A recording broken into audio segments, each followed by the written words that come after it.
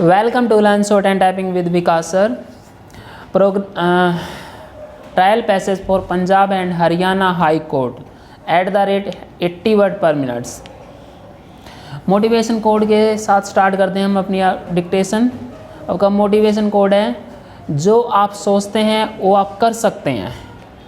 कितना अच्छी बात बोली गई, जो आप सोचते हैं वो आप कर सकते हैं। जो भी जैसे स्टेनोग्राफर ग्रेड सी में बनना चाहते हैं या पार्लियामेंट में आप जॉब लेना चाहते हैं, लेकिन आपको वही है, मेहनत के बल पे आप कुछ भी कर सकते हैं, कुछ भी अचीव कर सकते हैं।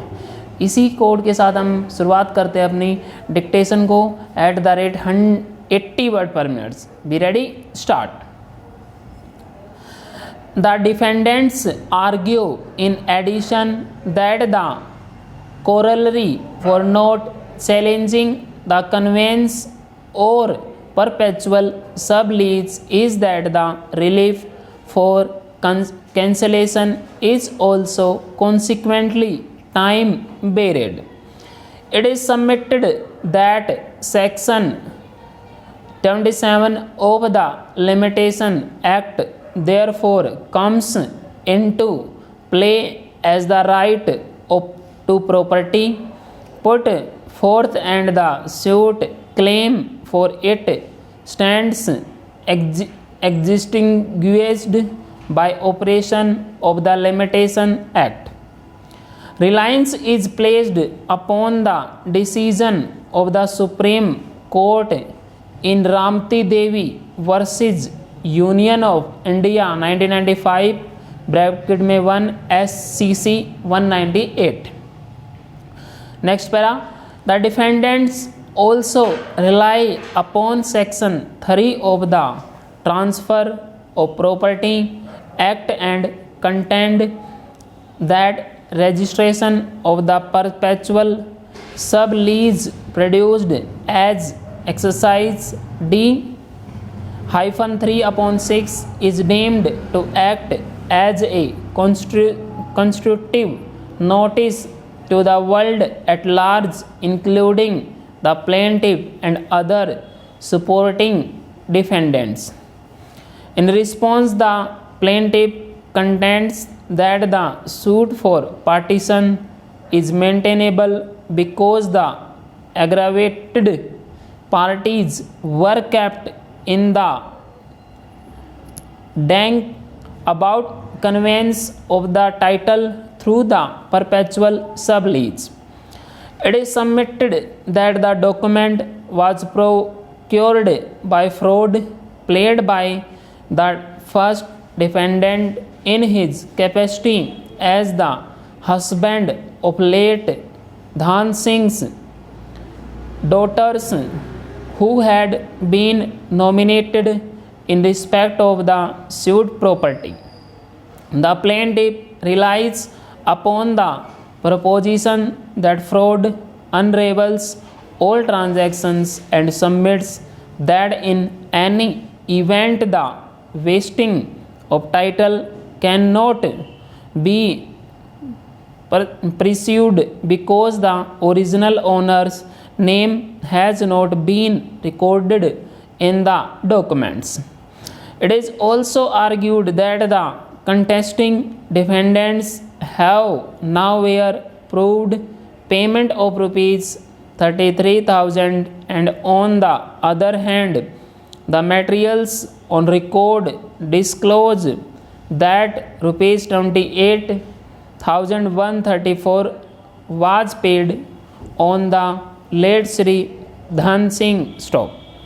Learned senior counsel for the plaintiff argues that the evidence points to the first defendant and other supporting defendants claiming through him being constructive trustees. Reliance is placed upon section 90 of the Indian Trusts Act.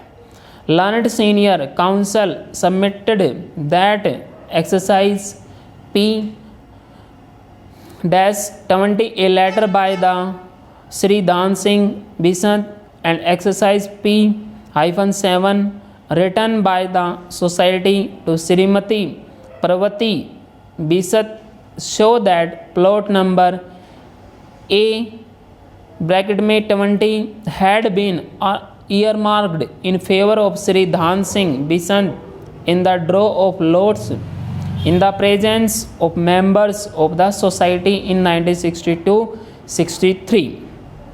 Thus, Sri Dhan Singh Bisant had a contingent right or claim in respect of the suit property when he died. Such right was not only heritable but also partable to the extent of his title. Stop.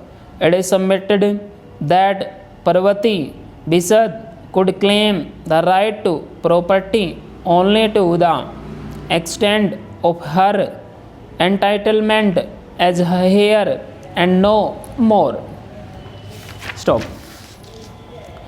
The scribe, it seems, did not in appropriate language express the directions of the two widows, and his ideas of the legal situation were somewhat confused, but there can be no manner of doubt that the two exequents were not conferring themselves any title which they had in the property on Lakshmi, but were merely giving effect to the oral will as executors, and were putting the legatee in possession of the bequeathed property in this manner, that the widows had no title themselves is evident from the fact that Mrs.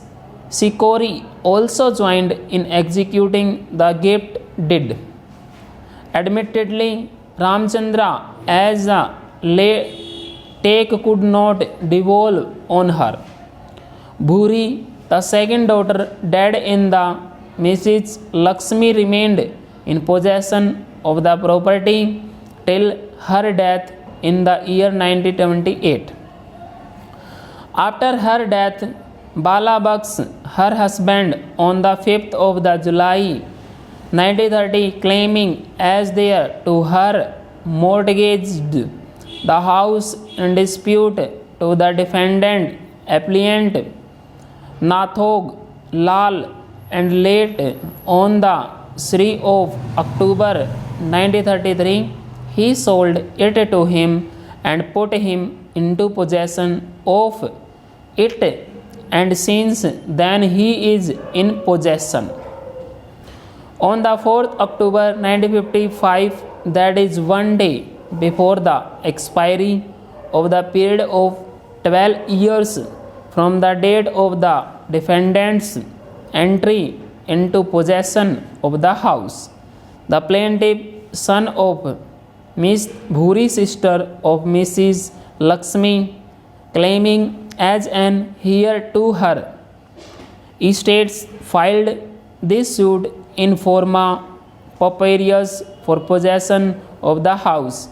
He alleged that he was in possession of the house till the 24th of August 1933 through this tenant, that after it was vacated by the tenant, he locked it and went away to this native village of Harmar, and that on the 27th of September 1944 he became to know that the house had been taken possession of by the appellant during his absence.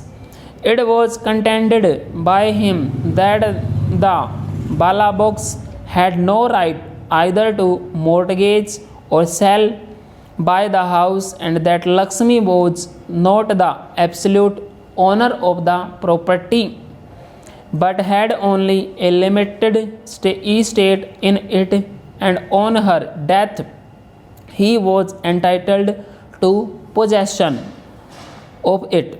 Stop. On the 28th of August 1947, the suit was dismissed by the civil judge, who held that Mrs. Lakshmi became the absolute owner of the property and the plaintiff therefore had to no title to claim possession of it after her death, Bala Bucks being her श्रीधान theirs, full stop।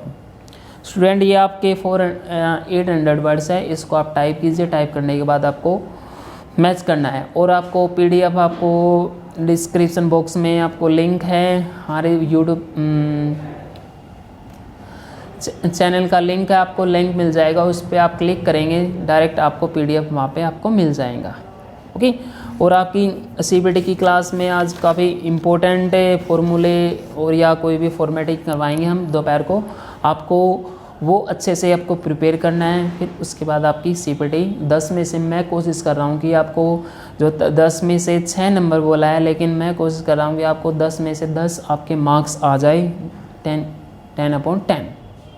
Okay, thank you very much, have a good day.